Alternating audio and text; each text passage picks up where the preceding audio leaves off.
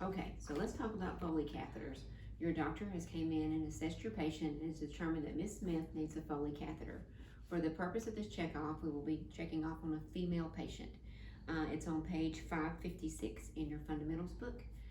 You will also need to know how to put in a catheter on a male patient. It's, of course, slightly different, but the sterile procedure is essentially the same. So to do a Foley catheter, you'll need a cover sheet, you will need some tape, you will need your Foley catheter tray, and the doctor will order the kind of catheter. He will order a Foley catheter, but he usually won't order the size. Females are generally given a 14 to a 16 gauge, and males are usually 18 to 20 gauge. So, or the doctor, if you've got a male patient with a prostate issue, they may order a Coude catheter. I know in the book it talks about different kinds of catheters. Malcott's, a 3-way catheter, is used when you have to irrigate the bladder. But for the purpose of the checkoff, we're going to just do a simple retention Foley catheter that's going to stay in place. There's also in and out catheters where you just put it in and take a urine specimen and pull it right back out. But this is one that's going to stay in place, so it's called a Foley catheter. So we're going to do our AWAPs. Knock, knock. Hey, Miss Smith, my name is Shelley. I'm going to be your nurse today. The doctor has ordered a Foley catheter for you. Can you tell me your name and date of birth? Okay, I'm going to provide privacy. Have you had a catheter before, Miss Smith? You have? Did the doctor explain why we're doing this? No, wait. He has ordered a 24-hour urine, so we're going to put the catheter in you for the next 24 hours so that we can get an accurate test result for you. Are you allergic to betadine or shellfish? No, we're going to be cleaning our patient with betadine, so we have to know before we get started. That's something you don't want to find out midway through the procedure. So she is not allergic to betadine or shellfish, and we've checked her chart. I've washed my hands. I've gathered my equipment.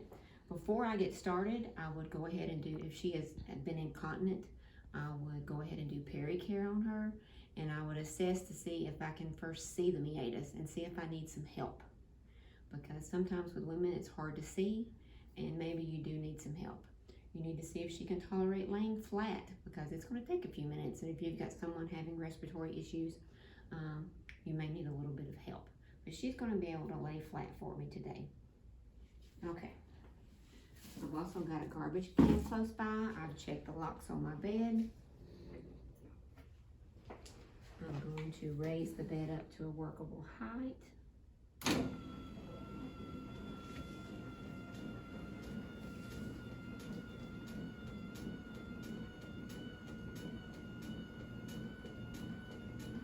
Now at home when you're practicing this, you can get you some towels and make you some legs.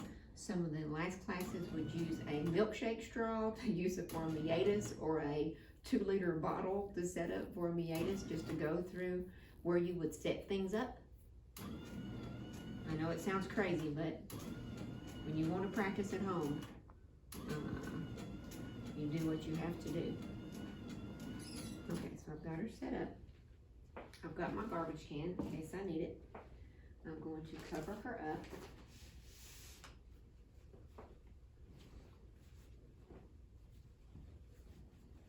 Because this can be an embarrassing procedure for men and for women. So we want to be sure that we protect their privacy as much as possible. And I'm just going to fold that down.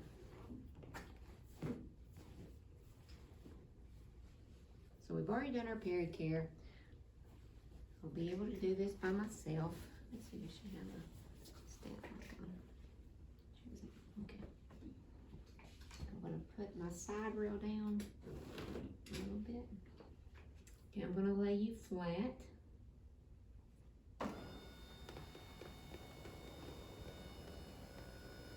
If you lay them in the supine position or on their back, of course for men they have to be laid flat so that you can work on them. For women too, it just kind of makes everything easier to see if you can get them as flat as possible. So I've got her flat. Now, the book says you can set the garbage bag at the end of the bed, but I tend to want to contaminate my sterile field if I do it that way. So I always put mine to the side of the bedside. Again, you don't want your table to be low because you cannot drop your hands down. So when we open our Foley catheter tray,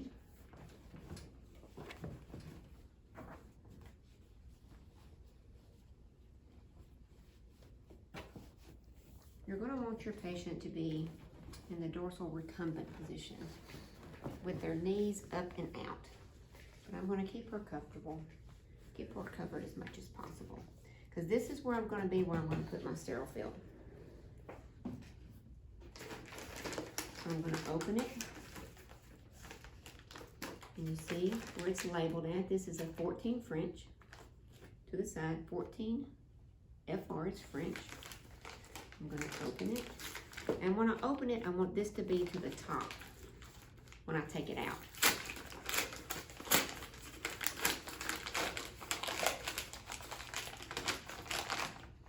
If I take it out like this, everything could fall out. So always keep your paper to the top.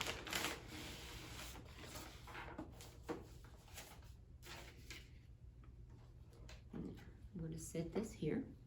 Now, if you have a combative patient, you're ideally not going to be able to set this here. You may have to set it to the side, but we're going to set it here. And this I'm going to use as my garbage bag. Again, you can set it here, but I tend to contaminate myself. So I'm going to attach mine here to the bedside. And I want to be sure it stays open. You doing all right, Miss Smith? She's doing good. And I'm going to tape this really good because I don't want the garbage can to fall. And I want it to be open because when I drop my garbage in, I have to drop it high. I can't, because if I drop my hand down low, I'm going to contaminate myself. So I'm going to drop it high without touching that. Okay. So I've got my garbage can. Now I'm going to open my kit. Now if you notice, the kit is open in flaps. You have to set it this way, and the first part that you open goes away from the patient. Remember how we talked, it goes away from the patient. I don't get mine too close. I usually put it about here. So I'm going to go away from the patient because I can't reach over my sterile field. So I'm going to go away from the patient. Kind of kink it. Then this one goes this way. Again, I'm having to stay to that little 1-inch border. And then it goes this way. And then it goes this way.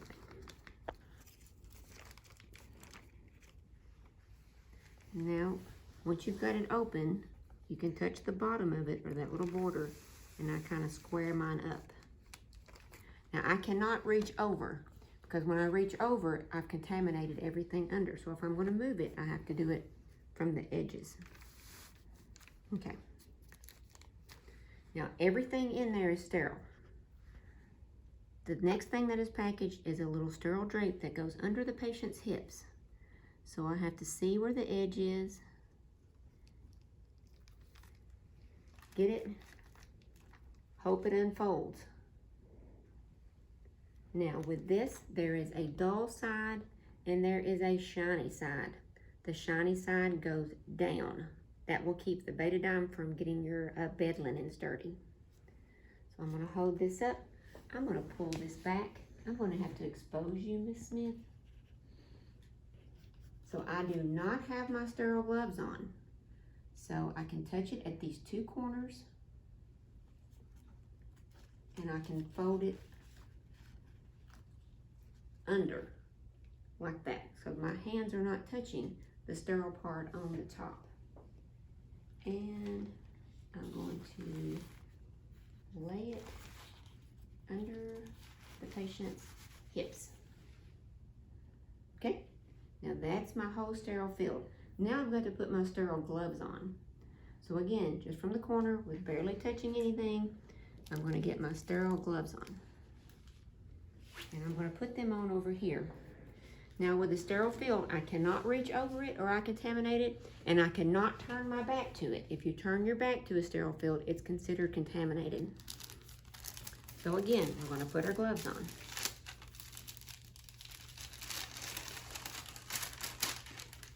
Just like we did in the earlier video. Pop it out. That first glove, I pick up touching only the inside. Get up away from my sterile field.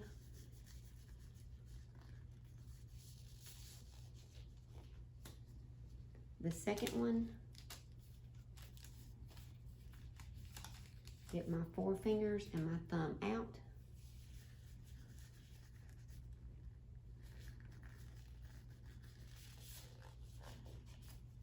Get it on. Touching just to the inside. I'm going to leave that there in case I needed to put something on. So I'm sterile. This whole area is sterile. Now I can touch anything in here with my sterile gloves. So this is my X that marks the spot page. For a man, of course, lay it over the obvious. On a female, we're going to just lay it up. Now, if I need to touch it, I can't touch under it. I can kind of touch to the middle of it, but it's best just to kind of let it be where it is, or you'll contaminate yourself. So I've got this. Now I can touch everything in here. I always put this one back here. Now in this, you have got your Foley catheter, you have got your iodine, you've got cotton balls, you've got your forceps, you've got your sterile lube, and you've got your syringe with sterile water that we're going to use to inflate our syringe, or our bulb on our Foley catheter. So before I touch my patient, eventually I'm going to have to contaminate my non-dominant hand. But before I do that, I want to be sure all of this is done. So I'm going to squirt me out some lube. On a real patient, you would empty all of it. I'm just going to set this back on my sterile field. Now your sterile field has to be within 1 inch of that edge. So you see everything is in 1 inch. You've got to take the blue wrapper off without letting that sling. Again, come around your sterile field and get rid of it. I'm going to take my sterile water. I'm going to hook it up to the port. I'm going to open my betadine. Not for real, because it makes a big mess on my mannequins. I'm going to separate my cotton balls. I'm going to open it, and I'm going to pour this on my cotton balls. Then I'm going to throw this away. Again, I have to drop it high, because my hand cannot touch that garbage, and it cannot drop below my waist. Okay, so I've got everything set up. I've got my lube out. I've got my betadine. I've got my syringe attached. I've got that blue thing off. Now I'm going to contaminate my non-dominant hand. Miss Smith, I'm going to touch you. You always tell them when you're going to touch them, or they could jump and knock all your sterile field. So I'm going to touch her, and I'm going to separate and see her urinary meatus. By the way, a real woman's urinary meatus is not this large. You may have to look carefully for it. You may have to have them to cough so that you can see it. You may even have to have them try to urinate a little bit so you can see where the urine's coming from. And where my hand is where it has to stay. While I'm cleaning, if I let it close back, then I've contaminated it. So you've got to keep it that way. Then I'm going to get my first cotton ball, and to the far side, the labia furthest away from me. I'm going to go top to bottom. I'm going to come around my sterile field and drop it in the garbage. Closest side to me, outer labia, top to bottom, around my sterile field, spilt in the garbage. The labia minora, top to bottom on the far side, around my sterile field, in the garbage. Closest one, top to bottom, throw it away. The last one goes right down the middle. top to bottom, come around my sterile film. I'm going to take this, I'm going to put my lube on it.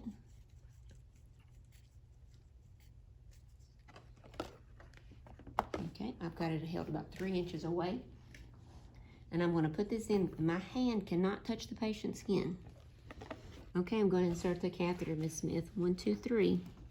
And I've got to hit the meatus dead on. I can't hit anything else or I've contaminated it and have to start over again. So 1, 2, 3. We're going to go in. We're going to go in about 3 inches. On a female, when you see urine coming back into the tube, you go in about another 1 to 2 inch. It's a glorious feeling when you see urine in that tube. So I've went in another 1 to 2 inches. Now to blow the balloon up, I leave this hand in place. I move this hand loose, my non-dominant hand, come over, and I'm going to blow my balloon up. And it's harder than it seems to do. Once I get about that much in, I can let go of this one because I'm going to need 2 hands to disconnect it. Then you gently pull back to be sure that the balloon is in place. There we go, because you want that balloon to set down over the neck of the bladder. I would tear this loose.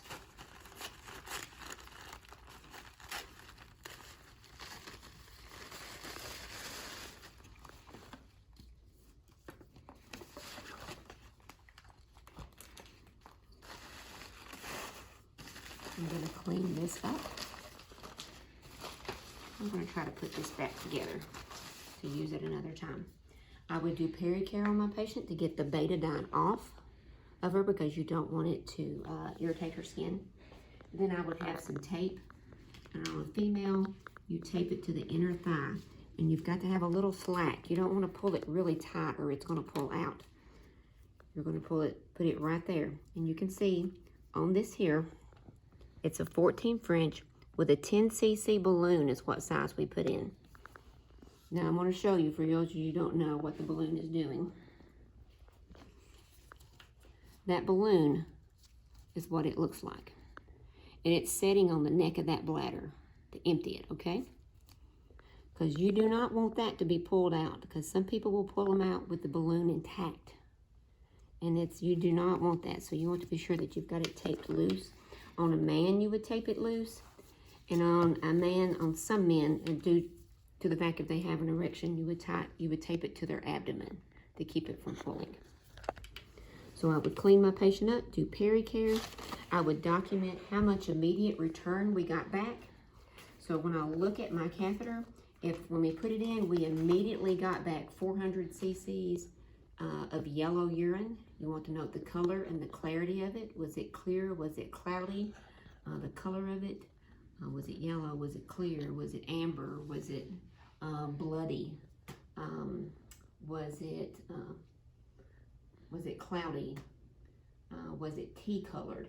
You would have to document that and how much you got out. And you attach this to the side of the bed, to the bed frame. You don't want to attach it to the bed rail or movable part of the bed because you don't want it to pull when you lift or lower the bed. Okay. Now I will tell you, if you put this in and immediately you get back at over 1,000 mLs of urine, you need to clamp it. Wait about 30 minutes to let more out, because if you empty someone's distended bladder too fast, it can cause them to have really painful bladder spasms. So we've got their patient set up. We've got them in. I have lowered the bed, put them in a comfortable position, cleaned up my mess, washed my hands, and went and documented. Now let's say 3 days from now, the doctor comes in and says, okay, we're through with that catheter, because anymore we don't put catheters in everybody. The doctor has said we want to take the catheter out. He's wrote the order. I've came in and did my AWIPs. I've explained to the patient that we're going to take out her Foley catheter. And since I already have her up, I'm going to show you how to do that. So I would check my order. You're going to have to check and see how much sterile water is in this, and it's a 10. So I would have a 10 ml syringe. I would do pericare on my patient and explain the procedure. I would hook the syringe back up. I'm going to draw out my 10 mLs. to deflate that balloon completely.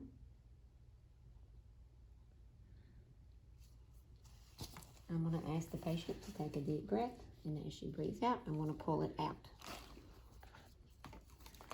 I'm going to do peri-care on her again. I'm going to empty the urine that's in the bag into the toilet, and I'm going to measure it and record it because we have to record it. I'm going to throw all of this into the garbage. And since I've taken this patient's catheter out, ideally we want them to void within 8 hours. We're going to constantly be monitoring them to be sure that they're able to empty their bladder. And we have to record when the first time is that they void and how much it was. And we keep them on I&O for the next 12 to 24 hours because when you take someone's catheter out, sometimes it's not unusual to have to put it back in where their bladder does not want to empty. And that's how you take one out, and you always document how the patient tolerated it. Now, I do want to show you something. When we're putting a catheter in a male, now in a female, usually you'll start to see urine within 3 inches of having it put in. If you've got it already in and you're in there 5 or 6 inches and you're not seeing urine, you're probably in the vagina. You're probably not in the meatus. So on a female, you'll start seeing urine within 3 to 4 inches. On a male, you will insert the Foley catheter. It's on the next page from the female catheter in the book. You hold it more at a 90-degree angle. You have to retract the patient's foreskin if they're not circumcised. And when you insert it, you insert the catheter all the way down to this part where the catheter bifurcates. So you would insert it that far in. When you see urine, you want to be sure that you're all the way in before you blow this balloon up. You do not want to take the chance of blowing this big balloon up into someone's urinary meatus. You can do lots of damage to them. So you want to be sure you are solidly in the bladder before you inflate this balloon.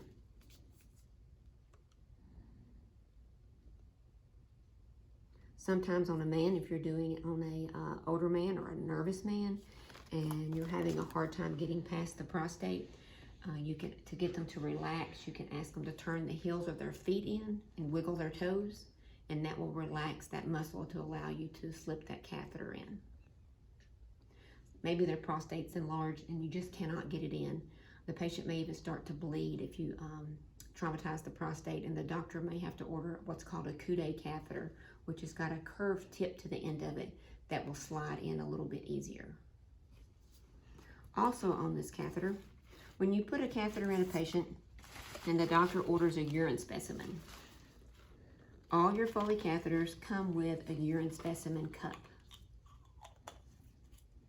like so. Of course, when you're doing that, the cap always needs to be turned upward because you don't want to contaminate it. The only time you can take a urine specimen from this bottom part of the bag is right when you put it in. So if I put this catheter in and they need a urine specimen, at that point, I can empty the urine from the bottom of this bag into that cup and collect the urine specimen. If a couple of hours from now or the next day or the next week, the doctor wants a urine specimen, you cannot collect it from this bag because it could collect bacteria. In order to collect the urine specimen, you would have to clamp off this catheter up top, and you clean your port for 15 seconds with an alcohol syringe, with an alcohol pad. Then you would take a syringe, screw it into that, and draw out urine and squirt it into your cup for a sterile specimen. Okay? And that's putting in a Foley catheter. I promise you, you need to practice. Practice how you position yourself. Practice your sterile field to be sure that you do it correctly.